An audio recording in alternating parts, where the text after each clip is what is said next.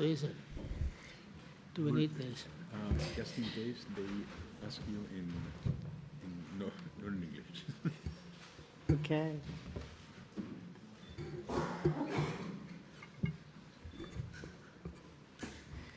Vale. Hola, buenos días. Bienvenidos a una nueva rueda de presentación, una nueva rueda de prensa de presentación de las películas que forman parte este año de la sección oficial del Festival de San Sebastián. Vamos a presentar, como sabéis, Hard Truths, que es la nueva película de Mike LEIGH. Y para presentarla contamos con parte importante de su equipo. Os lo voy a presentar empezando por el otro extremo de la mesa. Contamos con GEORGINA, LOWE, que es productora por parte de JEAN Films, con la actriz MARIANNE, con el director Mike LEIGH, que es director y guionista de la película, y con Javier Méndez, que es productor ejecutivo por parte de MediaPro Studio. Aparte de ellos, aquí sentada en primera fila en la rueda, está también Laura Fernández Espeso, que es CEO de MediaPro Studio y sobre todo productora de la película. Como hay una asistencia grande en esta rueda de prensa, vamos a abrir directamente el turno de preguntas, si os parece. Vale, aquí hay una primera, John. Aquí, no sé si me puedes ayudar. Sí. Y luego tú. Hola, buenos días. Enhorabuena por la película, que me ha gustado un montón. Yo quería preguntar cómo es el trabajo con los actores, lo quería preguntar a Mike LEIGH y a Marianne, pues quería también que contara cómo desarrolla este trabajo tan potente también de este personaje. Y bueno, aprovecho también, tengo curiosidad, la película en español se titula Mi única familia. En inglés es Hard Truths, es bastante diferente, entonces quería saber qué opina de ese título en español. Gracias.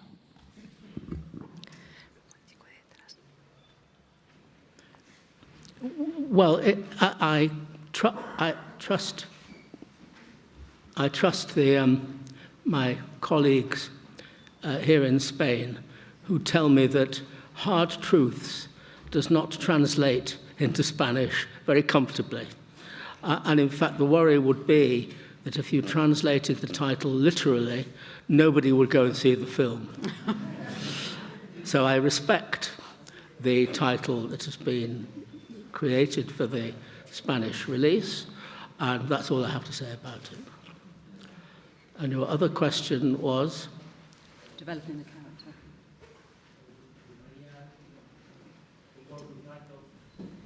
About the process with working with the actors. Oh. Well, the truth is that you couldn't make a film like Hard Truths without the most fantastic, brilliant actors. These actors that you've seen here, you see in this film, like all the actors that I work with, they are character actors. They're actors who don't just play themselves, don't just perform their own narcissism.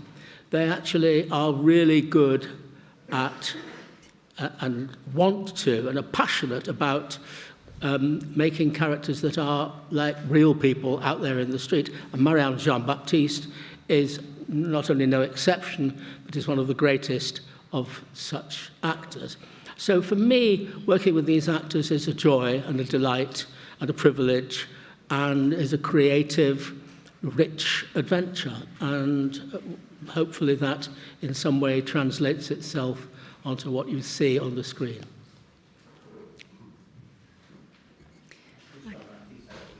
Performance. How do you prepare for a performance like that, and how do you wash it off of you afterwards? Okay, so the first, thank you. And we spend a lot of time rehearsing. We develop the character from scratch and just keep building and building until, you know, you have what you finally see in the film. I'd say watching it back, as Mike said, as character actors, you are almost looking at somebody else. You're watching someone that you're very fond of do their thing on screen. If I, we developed the character together, but if I started from the premise of the idea of the kind of person that Pansy is, and I found an actress who was like Pansy, it would be a nightmare and we'd never make the film. I mean, you know, the great thing is that here is Marianne JEAN-BAPTISTE, who has got a great sense of humour and is a very generous and open and passionate person, who is able to create somebody like Pansy with total accuracy. But she is not Pansy.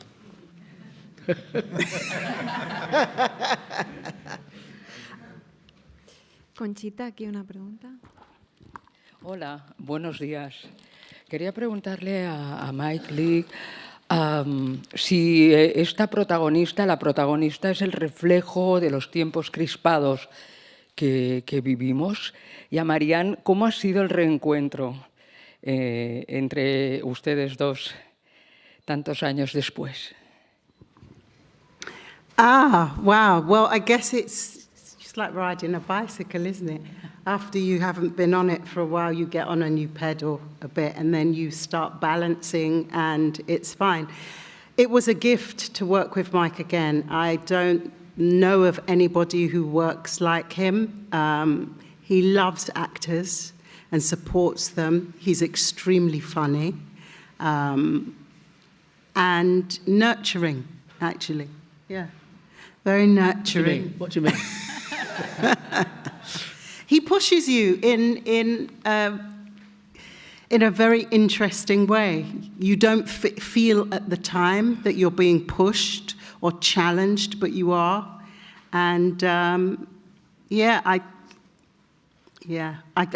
feel like I'm gushing. But yeah, there's no other way for me to work, really. As to the first part of your question,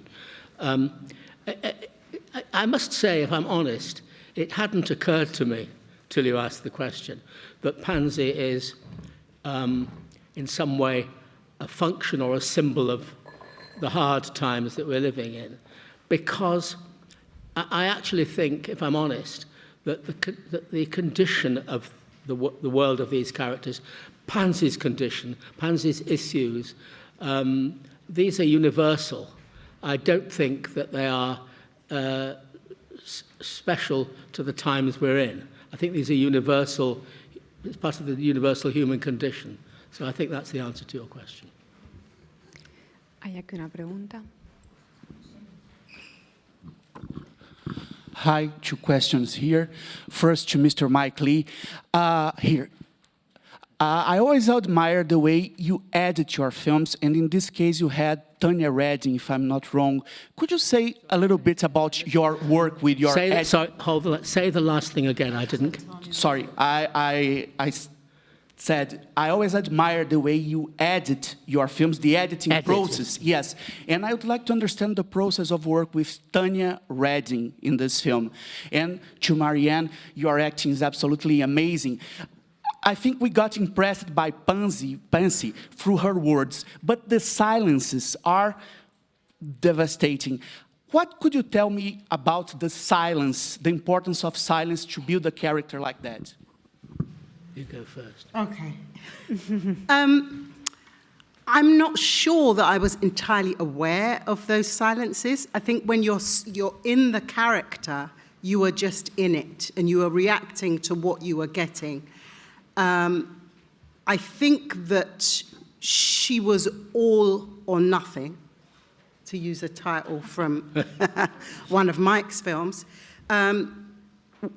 When one really has to sort of be aware is when she stops speaking, because she goes and goes and goes for so long. And so when she really starts to reflect is when she gets very quiet.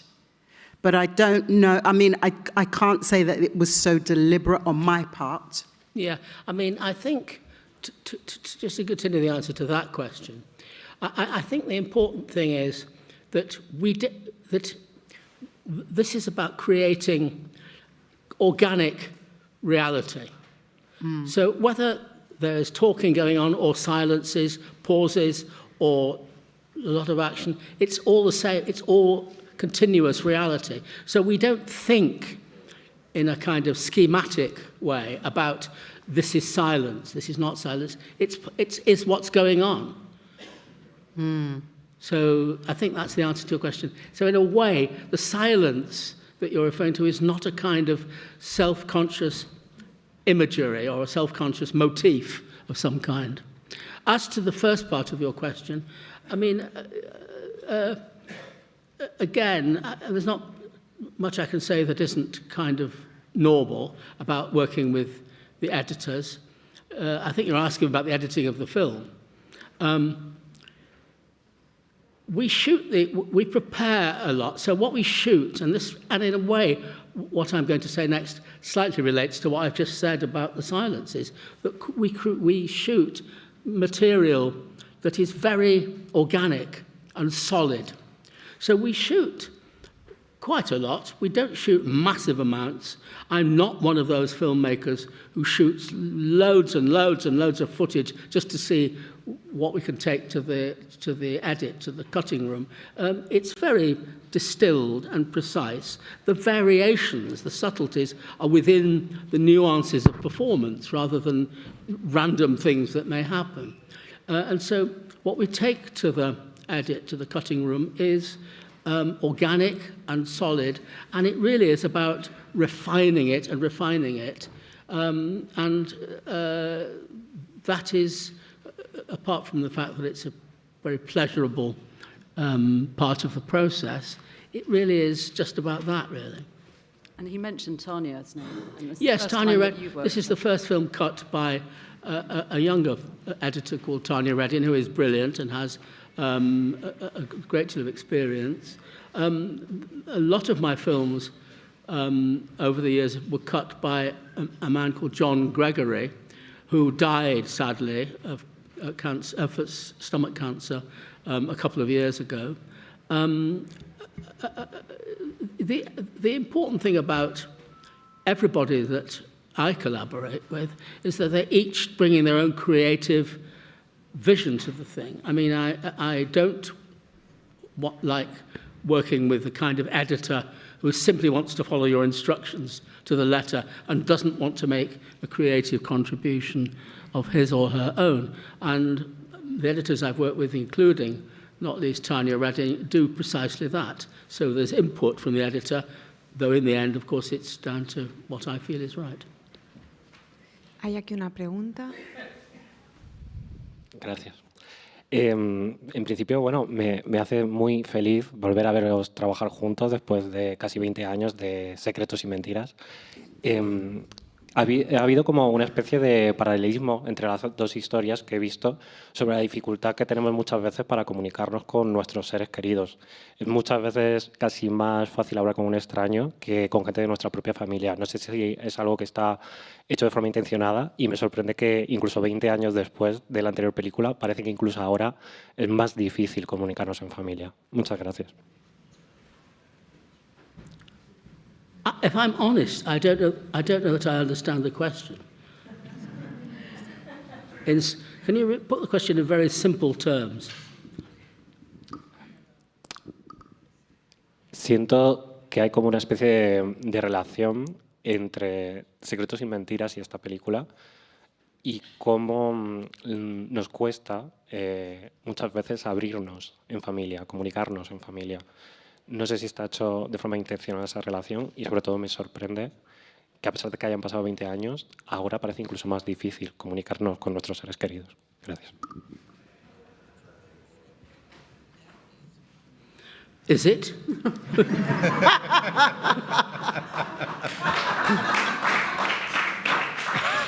I mean, I'm not sure, frankly, I'm not sure that it is any more or less difficult. I mean, you know, I was born in the war and I grew up in the 1940s and 50s. I grew up in a world where honest communication amongst families was rare, which may explain why I make these films. I don't really know. I mean, in a way, I sort of am inclined to return to what I was just saying a few moments ago, which is about the universal condition, really. And I don't know, I mean, if you are positing the notion that it is harder to communicate within families now than it was, if that's true, and I don't think this film deals with this particularly in any way, it's because of the internet and you know, kids being locked into the world of the screen and things. But I mean, that may relate to Moses, the son in this film, but I don't really think that the lack of communication is actually what this is, and it being special to the 21st century is really what this film is about. And actually, when you look at Chantal and her daughters and their communication, that's a very open and very modern, but open and communicative kind of relationship. So I think those are my thoughts about your very esoteric question.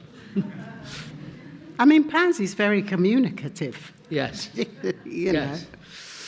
Yeah, it's true. She does communicate to people what she feels. She does. Yeah. Next question. Aquí hay una pregunta. Hola, mi pregunta es para Mike Leigh. Especialmente en el inicio de la película, en la primera parte, en la que se muestra a Marianne en muchas situaciones relacionándose con personas y viendo cómo es, desató muchas risas en el público. ¿Tú esperabas esa reacción del público? ¿Era tu objetivo que se entendiese como una comedia? Muchas gracias.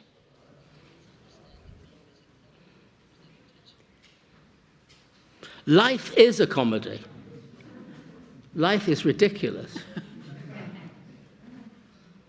You're ridiculous. So, you know, I think it's very sad, and I think it's very funny, because that's what life is. So when people laugh, that's why. And then slowly the laughter dies away, but it's not that it's stopped being anything, it's still real. So far as I'm concerned, the main thing is that it's real and that you relate to it. But as I say, life. Can you all put your hand up if you've never laughed at a funeral? Thank you. Next question. Una pregunta allí. Hola, yo tenía una pregunta, perdón, al hilo de esto último, sobre la decisión de... No, here. Ponte de pie si quieres, si te incomoda. Sí.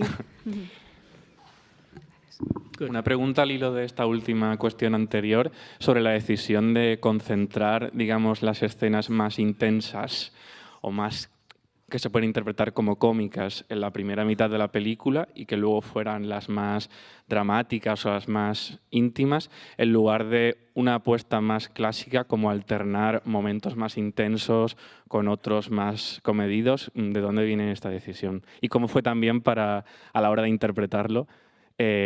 Así que es para los dos la pregunta, cómo fue a la hora de interpretarlo el hecho de que hubiese, digamos, una primera parte más intensa y una segunda más sutil, tanto en las interpretaciones como en la propia historia. Muchas gracias.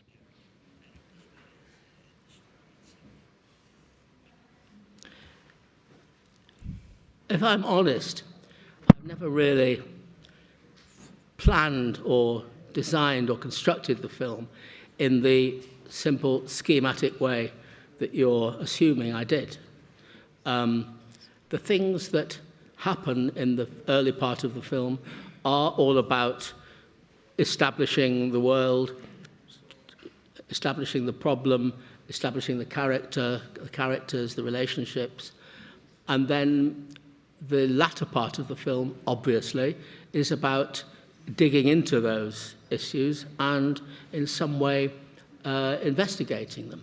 So the fact that the early part of the film seems that it's designed as a kind of comedy and the latter part less so, it's not about the comedy or the seriousness or the tragedy. It's about it comes naturally out of the nature of what happens. So I haven't really planned it in the way that you assume I have. It's just that the storytelling, it demands constructing it the way it is. And that inevitably, when, you know, in the latter part of the film, it's obvious that we are digging into questions about Pansy's condition, her issues, what she remembers, what her problems are, what she feels.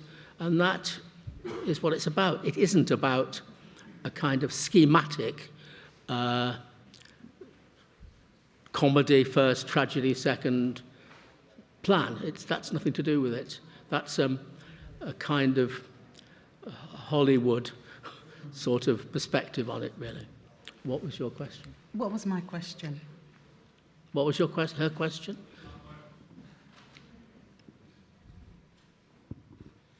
La pregunta iba un poco sobre ese viraje, cómo es a la hora de la interpretación, es decir, de tener unas escenas. No sé cómo fue el orden del rodaje, pero del viraje entre esas primeras escenas más intensas o cómicas, para quien la interpreta así, y el mayor intimismo, el mayor control en esas últimas escenas. Gracias.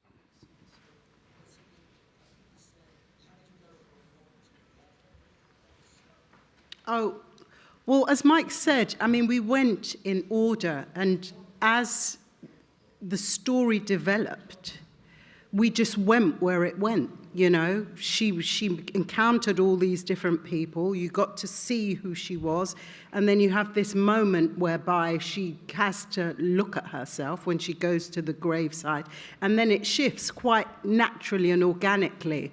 I think, as Mike was saying, it doesn't work in the formulaic way of the sort of 10-page surprise, and then, you know, you get the obstacle thrown in, and then they overcome whatever they're supposed to overcome by page 40 of the script.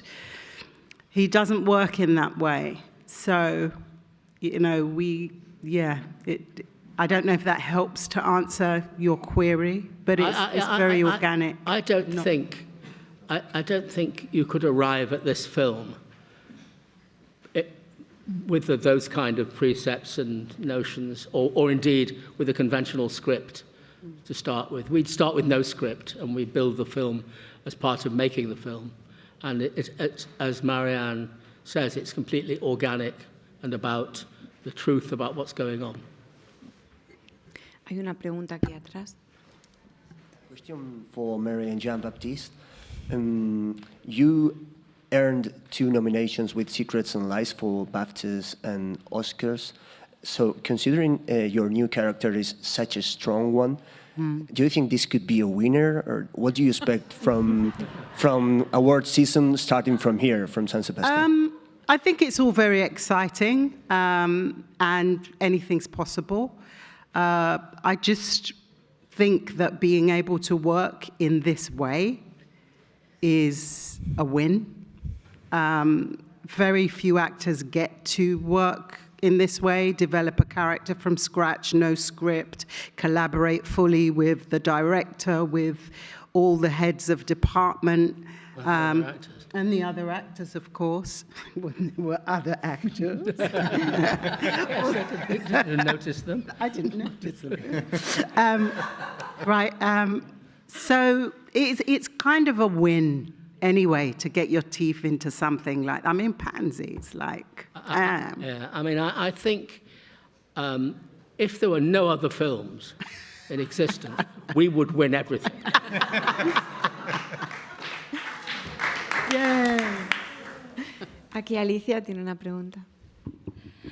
Hola, quería preguntarle a Marianne. Ella dice que Marianne habla mucho, se comunica mucho, pero no dice nada. Solo dice estoy cansada. Quería preguntaros, tanto a la actriz como al director, el tema de la salud mental. Yo creo que ese hijo necesita tiene una depresión y ella también. Sin embargo, el director como que recarga en ella la necesidad de salir de ese hoyo para que esté mejor. La hermana la adora, pero no la ayuda. Quiero hablar de la salud mental y de esa forma que tiene ella de esconder que está cansada porque no recibe de los demás lo que necesita. Gracias. Wowza. It's not a question. It's a lot. I'm trying to break down the question within all of this. So if you could simplify it just a bit so that I can, because I heard the stuff about mental health and her talking a lot, etc. Yeah, what is the question? Si tienen un problema de salud mental que no se resuelve solo con que ella quiera, con que ella dé el vuelco hacia la luz, necesita que le ayuden los demás, cosa que no ocurre. Están deprimidos. I think I'll answer that. I'll answer that. Okay. This is a widely experienced human condition. If you, as you do, you the questioner, watch the film and you think, what are the answers? Where is the help? She needs help. That's absolutely right. What we don't do in the film is really in any way come up with those answers, because millions of people experience this in one way or another, this kind of condition in their midst, in their families, in their relationships, etc., or in themselves. And so for me, I would have to say that I think you said in your question, in the first version of your question, that Chantal, her sister, wants to help but doesn't. She might. You get the impression that she could. She'll try, maybe. But we want you to go away from the film with your own hopes and aspirations for Pansy and situation, rather than us simply bring it to a comfortable conclusion, if such a comfortable conclusion possibly could exist, which I don't think it does, within the confines of the film. So it's for you, in a way, it's for you to reflect on and relate to and hope for, but and it may be that Chantal will be helpful. She wants to, obviously, but you just don't know. And you know, it isn't a film. It isn't a documentary about mental health.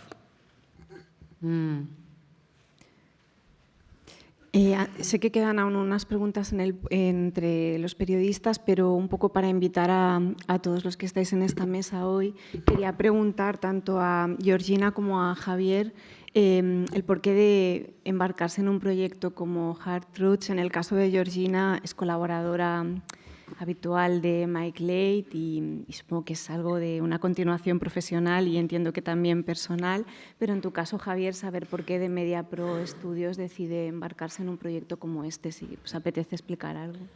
Sí, claro.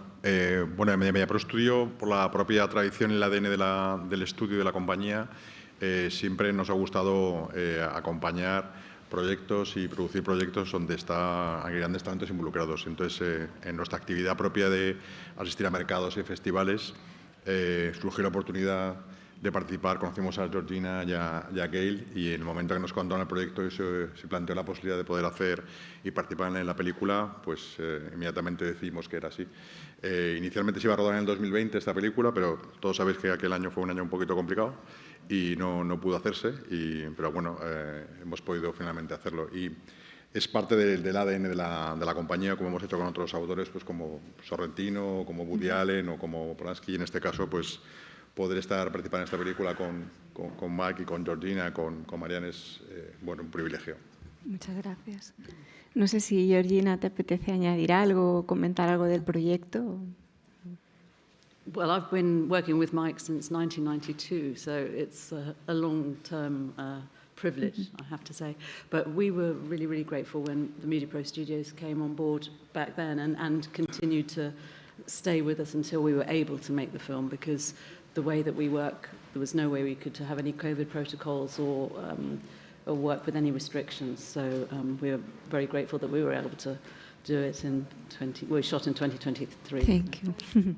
I mean, I think it's important to say, talking about Media Pro, is that, I mean, I didn't mention this, but they came enthusiastically on board having no idea what the film would be, none at all. It's trust. And all the films that I've made, that we've made, have been backed by people who backed us on that basis, with the exception of the historical films that we've made, where we were able to say a little bit about the main subject matter, the historical subject matter. But for this film, you know, you came on board blind and saying, okay, you're going to make a film, we're not going to interfere with it, which they didn't, and we trust you and we'll let you just get on with it. And I think that's really important, and to Javier's credit and the credit of Media Pro, and it has to be said, really. Aquí Yolanda. So well done. Thank you very much. Hola, buenos días. Me gustaría preguntar a la actriz, la verdad es que yo cuando estaba viendo la película llegó un momento en que me pusiste de los nervios, o sea, decía, por Dios, que venga alguien a arreglar la situación a esta señora porque yo estoy aquí, ya no puedo más. Pero sí que hubo momentos en los que yo, y creo que muchos de los que estamos aquí, a lo mejor en nuestro silencio nos hemos encontrado con situaciones así y nos daba gusto saber que uno puede desahogarse de esa manera ante diferentes situaciones. Pero yo voy un poco más allá. A lo largo de la película me gustaría saber si el personaje, tú en concreto, lo has trabajado desde la infancia, porque todo lo que acarrea a lo largo del metraje es un problema de la infancia que no aparece en la película, pero que está en cada uno de los momentos. La gente te da ayuda, pero tú no la sabes ver porque vienes de una infancia de mucha responsabilidad y de huir constantemente hacia algo que no sabes qué es. Me gustaría si has trabajado ese personaje desde esa infancia que no se ve en la película, pero que está presente en toda ella. Gracias. Yeah, I did. Yes, yes, yes, and yes.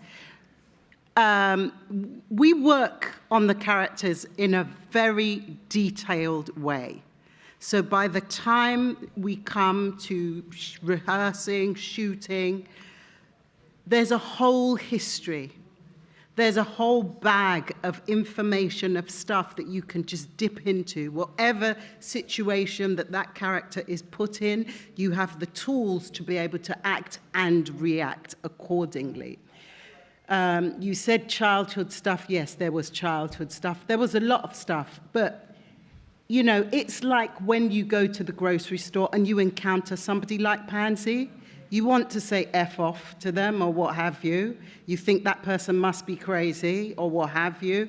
But you don't sort of start going, oh, they must have had a difficult childhood. This must have happened. We don't do that. Maybe if we did, we'd have a bit more compassion for those people, but we don't. And I think that's the beauty of this character.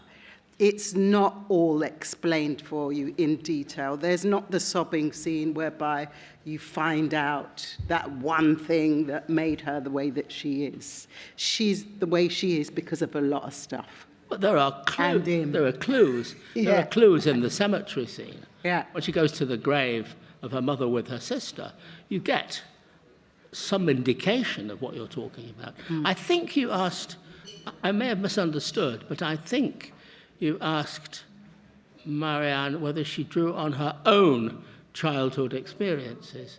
And I think you didn't. Oh, no. No. Oh, no, no, no. No, no. Oh, no. I don't think she is. Because if she'd had those childhood experiences, she wouldn't be as good an actor as she is. Oh. No. No. ¿Hay aquí una pregunta? Bueno, primero de todo, felicidades por la película y enhorabuena a Marianne porque para mí es de momento la interpretación del año. Y quería preguntar desde un punto de vista de dirección, la película se divide en dos partes claras, una repleta de diálogos y otra que se basa básicamente en las gestualidades de los actores. A nivel de dirección de actores, ¿cómo abordaste cada una de las partes? Gracias. Well, in a way, this is a question that's already been discussed here today. You know, I don't differentiate. There's no difference between whether the character is talking or not talking, whether the character is a talkative character like Pansy or a non-talkative character like her husband or her son. I mean, it's all about the reality of what's going on in the moment and about the reality of the character and the way the character behaves. It's about what you're talking about is the behaviour of individual people. So I don't really... I mean, obviously, if we're talking about dialogue and that there is complex dialogue or any sort of dialogue, then a part of my job is to attend to that. How people talk, how language expresses itself, etc., etc. And that's ordinary dramatic decision-making. But when nothing is being said, then that's merely what's going on. I mean, you know, it's like a question would be, how do I deal differently with when they're indoors or when they're out in public? No difference at all. And indeed, the way I work with the actors would apply exactly the same to those many actors in this film who are brilliant at doing very small parts. You know, the woman in the furniture store, the couple in the furniture store, the people in the supermarket, the guy who wants a parking space. You know, we worked with all these guys and they all did character studies in the same way, sometimes involving dense dialogue and sometimes not. Hay aquí una pregunta. Para las personas que tenemos en nuestra vida una Pansy, es una historia, bueno, los que queremos y lidiamos con ellas, es una historia muy emocionante de ver en pantalla, así que lo agradezco mucho y poder verla representada con esa fidelidad y esa empatía. Así que quería saber por qué querías contar esta historia y a los demás por qué queréis participar en ella. I take it from your question that you have a Pansy in your life, sort of. Well, that's why we made the film.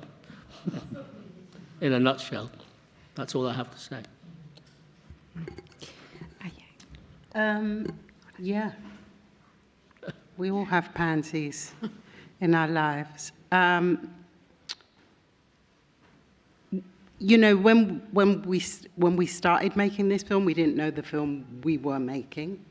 And then having seen it afterwards, what has been amazing is the amount of people who have said to me that either Pansy is their grandmother, auntie, sister, friend. And I think that's great that we've done something that resonates with people. Aquí una pregunta más. Yeah, I'm just interested because obviously you have such a unique way of working. I presume that sometimes, you know, you maybe hit a bit of a roadblock with this. I mean, do you ever sort of go home at night and think, oh my goodness, this character, you know, you're not quite sure where it's going maybe, and maybe that's a good thing or a bad thing. I wonder, you know, how you get over that and whether the two of you, because you previously worked together, whether that helps you, you know, to maybe get more of a shorthand when it comes to those sorts of issues. I mean, I think it's great to collaborate with people you've worked with before, but it's totally academic. I mean, I feel I have just as much creative success with people I've never worked with before, of whom there are, apart from Michelle Austin, who plays Chantel, all the main characters in this are actors I've never worked with before. And, you know, in 5 minutes, you forget that. It becomes, you know, organic and creative and collaborative. The first part of your question was, that was your question, wasn't it? I was thinking really more for when the actors are developing these characters, yes. Whether they ever sort of think to themselves, oh God, I'm not sure where I'm going to go with this. If they ever hit a roadblock and sort of go home and have a bit of a crisis about it almost. Listen. And how you get over, and you know, how you work to get over that. Well, it's trust, really, at the end of the day. But yeah, you do hit those roadblocks because you don't know what you're doing. You just know the stuff that is affecting your character. So what any of the other actors are doing outside of the scenes, that they're in with you. You have no clue. You don't know what's going to happen the next day. So, yeah, you go through those moments where you think, I don't know what I'm doing, you know, but it is about trusting the process. But obviously, my responsibility is to, I have a job to do, which is to make a coherent film with a beginning, a middle and an end, and also to hit the deadline of being there to start shooting it when that's the plan, and to collaborate with the designer and the costume designer and the cinematographer in planning all those things. So obviously, the nearest, I think, that relates to what you're asking about is part of my own process. But my own process is no different from what happens to all painters of paintings, writers of novels, writers of plays, writers of poetry, musicians, sculptors, even potters. How many novelists have you say, well, I didn't know what was going to happen, and then suddenly it went in this direction or that direction? That is in the nature of the creative process, and that's what we do when we make such films as this one. No sé si aquí delante, John, ¿tú tenías otra? No. Pues yo quería hacerle una pregunta a Mike Leigh sobre cómo el personaje de Patsy es tan potente. Al final todas las preguntas están un poco enfocados a este personaje, también porque está Marianne con nosotros, pero a mí de la película me llama mucho la atención el tratamiento de los personajes secundarios. Sobre todo esta decisión de dedicar una pequeña viñeta, ¿no?, a la vida de cada uno de estos personajes, ¿no? Por ejemplo, cuando conocemos los entornos profesionales de las dos sobrinas, ¿no? Entonces me gustaría saber un poco en el proceso de escritura cómo fue esta decisión, ¿no?, de mostrar como la vida que por separado lleva cada personaje para que nos hagamos una idea, más allá de conocerlos en relación al personaje principal, también conocerlas por separado en cómo son sus vidas. Creo que es una decisión narrativa a la que no estamos muy acostumbrados, que sí que es verdad que en su cine es algo que ha hecho más veces, pero a mí me chocó ver esta decisión en 2024, donde parece que los secundarios simplemente contribuyen a definir al personaje principal y no tienen entidad por sí mismos. Gracias. I think it would be pointless, and I also think it would be impossible, to make a meaningful study of Pansy in a three-dimensional and real way if in some way you only were detailed about that character. I say that, though I have to also say that for me it would be just by, I suppose I would have to say by my nature, impossible to do that. Because for me, I mean, somebody asked me before whether I'm thinking about another film. And the truth is I'm thinking about another film all the time, because I only get to walk down the street and I think of 10 films. Because for me, it's all about real people. So for me, it comes naturally to look at everybody in the film in the same three-dimensional way. So even this tiniest, I mean, the guy in the car park who goes mad and he wants a parking space, I mean, that is a three-dimensional study of a character. I mean, at one point he says, I went to school on this site, you know. That's a character detail. Now, it would be impossible and pointless to surround this very detailed study of this woman with very superficial, I don't know how it would be, I mean, I don't know what that would be. So for me, it's a natural thing to go out in that direction. I mean, the important thing is to know the degree to which you do it, the time that you should spend on it. You know, I mean, you could spend massive amounts of time you mentioned the daughter, the two daughters. I mean, you could go off and into much more detail about their world, their lives, their social lives, but then it would shift, it would defocus the central objective of the film, of course. So for me, it's a natural thing to do. And it is about, but in the end, yes, it's a film about Pansy, but actually it's a film about people. And some of the questions we've been asked, it's a film about society. So the important thing is to look at everybody in the same depth and in the same, with the same sympathy and critical eye, however incidentally it may be to the main, what is apparently the main narrative. No sé si hay alguna otra pregunta. Hay aquí una aquí detrás, no sé cómo vamos de tiempo, mis compañeras. Una más. Vale, pues esta será la última pregunta. It may sound very crazy, but watching the movie yesterday, I thought all the time about Poppy, the character from Sally Hawkins in Happy Go Lucky, because Poppy made us very angry with her happiness, and now Pansy makes us angry with her angriness. Since you told us that your movies are about society, what's the society that produces a woman like Poppy and a woman like Pansy? What's the difference between these two women? Well, first of all, I have to say that you might find Poppy annoying or irritating. I don't. I think that's missing, to a great extent, missing the point of that film. Poppy is a positive person. Pansy is obviously, her condition makes her a negative person. Poppy is, I mean, at first, in the first few minutes of Happy-Go-Lucky, you could be forgiven for thinking this woman is going to be irritating. But once you get to know her, it's just not true. I mean, you really get to know somebody who is focused, together, generous, caring, and all of those things, and a good teacher. Now, that's what that's about. So in a way, I mean, a number of people have made a sort of comparative link between these two films. They are not, neither film is a celebration of unpleasant women.